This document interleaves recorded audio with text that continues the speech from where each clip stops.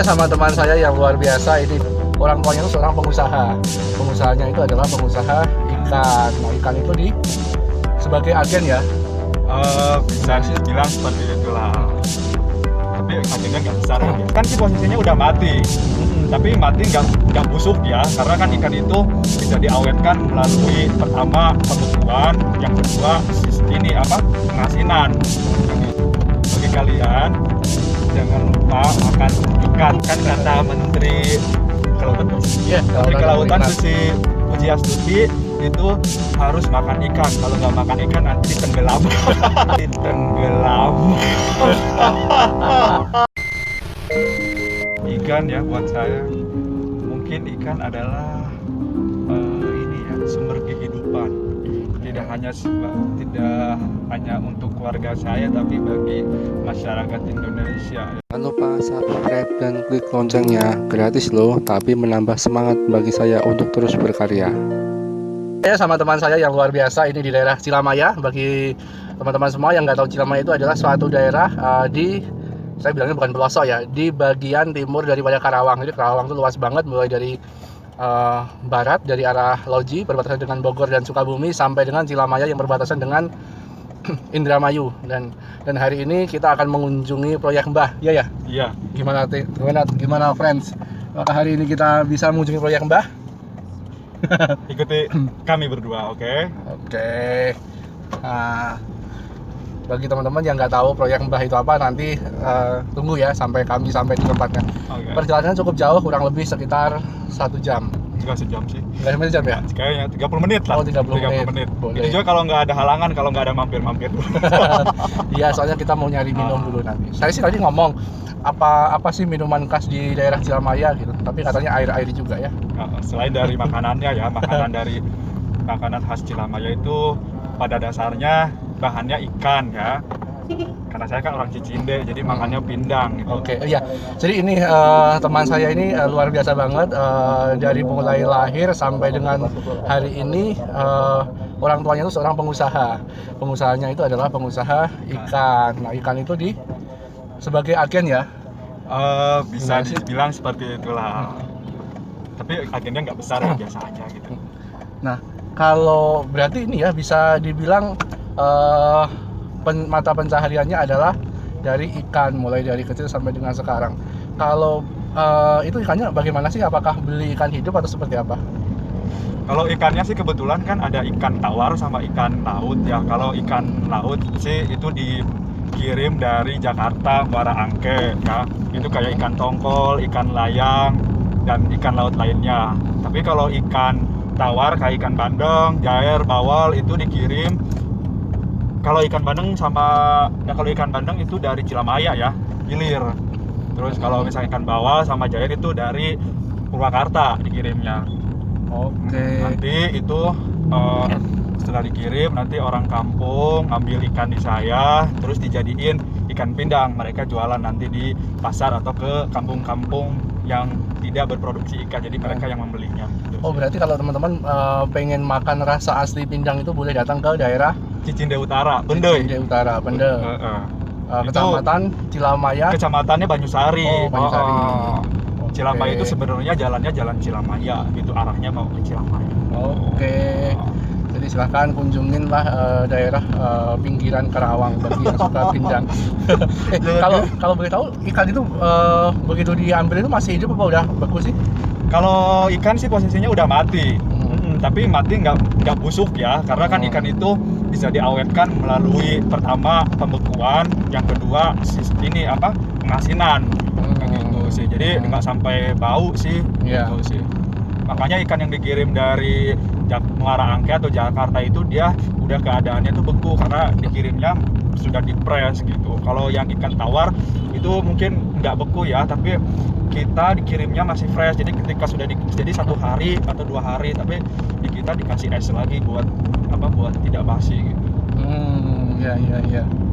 Bagi kalian jangan lupa makan ikan ya, karena kan di Indonesia ini kaya dengan ikannya. Kan kata mantan Menteri Kelautan ya, Kelautan bukan sih? Iya, Menteri Kelautan Susi Pujiastuti itu harus makan ikan. Kalau nggak makan ikan nanti ditenggelam. Nah itu Bang, itu tuh pemirsa yang saya takutkan saat ini kan saya kan nggak begitu suka ikan. Nah Pak, Takut ini ditenggelamkan. nggak suka ikan. Kenapa Pak? Bapak bisa ceritakan nggak kenapa nggak bisa makan ikan? Sebenarnya sih saya bisa makan ikan, cuman bagaimana ya kalau habis makan itu serasa enak aja, pengen ini apa, mohon maaf, pengen muntah gitu, jadi menghindari sih. Cuman ya perlahan-lahan saya coba sih bisa makan. Kalau tongkol sih masih bisa makan, cuman yang lain-lain belum. Tapi ya nggak tahu lah, mungkin bawaan dari lahir bahwa saya nggak bisa makan ikan, atau ikannya biar banyak ke teman-teman semua. Jadi gizinya saya cukup dari daging sama ayam aja lah, sama tempe tentunya. Gitu ya. Oh, jadi kalau misalkan setiap makan ikan selain ikan tongkol itu jadi kenapa, alergi atau gimana? Enggak alergi, enggak, cuman ya tadi pengen enak aja rasanya tuh. Oh, enak gitu. Harus mungkin bisa makan permen, mungkin itu, jadi menghilangkan rasa anyirnya tuh masih tertinggal di dalam tenggorokan. Gitu ya. Jadi kayak gitu. Oh, jadi mungkin lebih ke bau ya, Iya. rasa ini ya apa? Anyirnya. Anyirnya tuh masih tersisa di Manis ya. tenggorokan. Itulah yang bikin saya tuh nggak begitu ini suka ikan sih, tapi ya nggak apa-apa. Kan nggak semua orang apa yang orang suka kita kan harus suka kan gitu.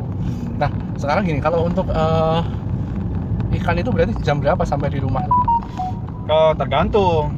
Kalau misalkan ikan tawar itu biasanya mereka kirim pagi-pagi, karena kan kita kalau keluarga saya sendiri buka toko atau buka ini lapak itu jam 7 pagi, karena kan kenapa? Karena kan kalau misalkan bangun siang nanti rezekinya dipatok ayam gitu kan. Gitu. Tapi kalau untuk ikan laut, kalau dikirimnya itu nggak tentu, kadang suka kirimnya malam, kadang pagi, kadang siang gitu, tergantung dari pengirimannya sih gitu. Karena kan sekarang lagi musim corona ya, atau covid, kita justru malah jarang dikirim ikan laut nih dari Jakarta gitu. Paling kita banyaknya ikan tawar sih. Berarti emang ada pengaruhnya ya di era corona ini? Iyalah, bagi jelas pedagang semuanya. Iya. Oke, sekarang gini, apa sih arti dari ikan bagi keluarganya Hendro Kartiko? Gitu ya. Ikan ya buat saya, mungkin ikan adalah ini ya, sumber kehidupan. Tidak hanya untuk keluarga saya, tapi bagi masyarakat Indonesia ya. Karena apa? Karena sangat mudah sekali kita mencari makan di Indonesia ini. Karena kita kan kaya akan tumbuh-tumbuhan, hewan-hewanan. Di sana nggak perlu kita susah gitu. Makanya buat kalian bersyukurlah menjadi orang Indonesia. Benar nggak Pak? Benar, karena kan memang negara kita berapa persen, 70% adalah lautan. Makanya sumber ikan kita sebenarnya berlimpah ruah, dan satu-satunya sumber daya makanan yang nggak pernah kita tuh nggak pernah memperbarui ya, karena kita nggak pernah kita jarang nanam ikan di laut, jarang. Ikan tuh selalu berkembang dan menyediakan makanan untuk kita. Iya. Jadi beda dengan misalnya kalau kayak ayam, kita harus ternak, sapi harus ternak. Iya. Dan kalau ikan tuh kita nggak harus, kita cuma manen aja isinya. Itu luar biasa banget sebenarnya. Kita tuh benar-benar negara maritim terbesar di dunia, bisa dikatakan seperti itu. Kan bersyukurlah Anda sebagai warga negara Indonesia yang pencinta ikan ya. Iya. Asal muasalnya usaha ikan itu seperti apa sih? Bisa diceritakan nggak? Apakah udah dari nenek moyang? Apakah tadi yang udah memang kampungnya disebut kampung ikan, atau seperti apa?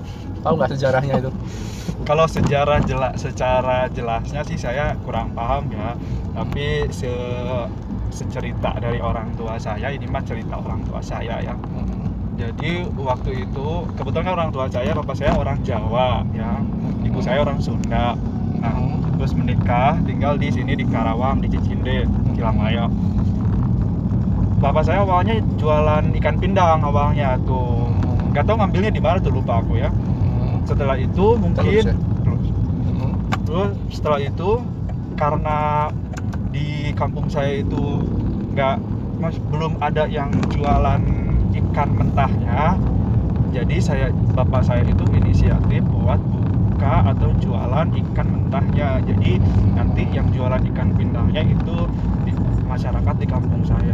Berarti termasuk ini ya, pioner ya, penemu, bukan diwariskan oleh orang tua atau kakeknya ya? Oh iya, enggak diwariskan. Ayah saya itu dia ini sendiri inisiatif ya? Inisiatif sendiri jualan gitu kan.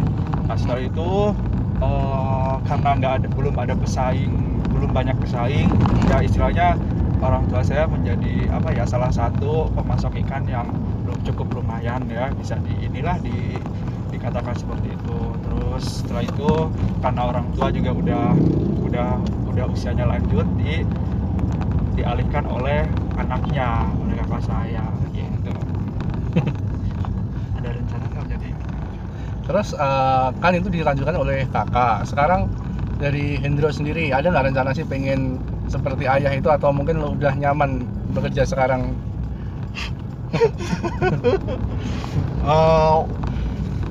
Ya saya sih ya, pada dasarnya ya pengen jadinya sih jadi pengusaha ya, mau itu pengusahanya apapun yang penting halal, terus bisa bermanfaat bagi orang lain dan kasih lapangan pekerjaan bagi orang yang membutuhkan.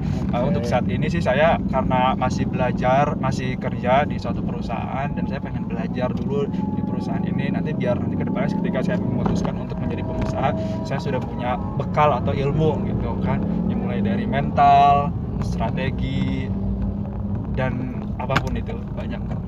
Tapi mungkin lebih cenderung mungkin ya emang mungkin mirip-mirip ini kali, usahanya di bidang yang sama kali ya. Bisa jadi. Peluangnya kan sebenarnya udah besar kan, itu nggak usah nyari jalan, tinggal ngikutin sama ya sedikit kasih modifikasi nanti bisa. Kan sekarang zaman online juga, kita tahu tuh bisa juga kan nanti dijual secara online gitu. Sekarang udah belum sih? Udah sekarang ada. tuh kalau kakak aku kan kalau misalkan dia lagi turun ikan atau datang ikan, dia suka posting di Facebook. Kebetulan kan di teman-teman dia di Facebook itu orang-orang satu kampung, jadi istilahnya ngasih tahu nih udah datang gitu. Jadi pada akhirnya mereka langsung datang ke rumah atau enggak minta untuk dianterin ke rumah gitu, sistemnya order online gitu. Bagus. Iya. Sekarang mah inilah udah canggih banget dan udah enak banget dengan kemajuan teknologi ini kan, membantu gitu.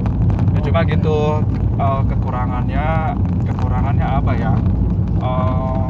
Bukan kelemahan juga ya.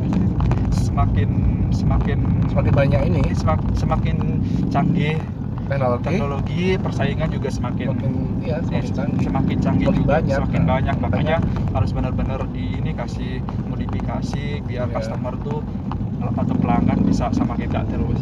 Iya benar lah, kasih improve. Mungkin dengan sebenarnya sih diperluas juga bisa sih jangkauannya kan. Sekarang kan ya katakanlah saat ini masih mungkin satu kecamatan atau seperti apa, nanti kan bisa jangkauan diperluas karena memang ya ikan tuh salah satu makanan pendamping ya setiap hari gitu, makanan kebutuhan pokok. Halo guys, kita udah capek banget nih berdua jalan jauh mau ke proyeknya Mbah, tapi ternyata jalannya nggak bisa dilewatin, kita terlalu pendek, jadi ya akhirnya kita muter-muter ke daerah Subang. Tadi kita udah melewati perbatasan antara Karawang dan Subang. Ternyata Karawang sama Subang itu dekat ya, perbatasan di daerah Kalijati ya Mas tadi. Dan ya tapi mudah-mudahan Jayamukti kali. Oh Jayamukti ya. Iya. Dari Kelurahan Jayamukti. Mudah-mudahan nextnya kita bisa kesini lagi. Ke laut sih pengennya ya Pak ya. Ya kita ke laut, membawa kendaraan yang tinggi biar kita bisa lewatin halang rintangan. Oh beca nanti. Bisa jadi sih sisa. Tapi nggak apa-apa, sebenarnya seru juga perjalanan kita pada sore hari ini, dan suatu saat kita akan main lagi ke daerah Cilamaya ini ya. Kita akan akan explore lagi apa aja yang ada di Cilamaya. Kan kita mau nyari makan nih, udah lapar. Kita mau makan apa ini ya? Nyarinya mie ayam atau bakso? Mie ayam ya, boleh. Mainstream banget ya. Kita nyari mie ayam lah ya. Mudah-mudahan dapat dan kita dapat sih kalau kenyang. Soalnya tadi kita mau nyari somai tutup, mau nyari banyak makanan yang kita mau makan tapi nggak ada, karena memang keadaannya kita masih ya seminggu setelah hari raya Idul Fitri, mungkin masih ada yang malas-malasan lah, THR-nya masih banyak ya. Oke, gitu aja. Terima kasih sudah mengikuti kami. Sampai jumpa lagi. Dadah.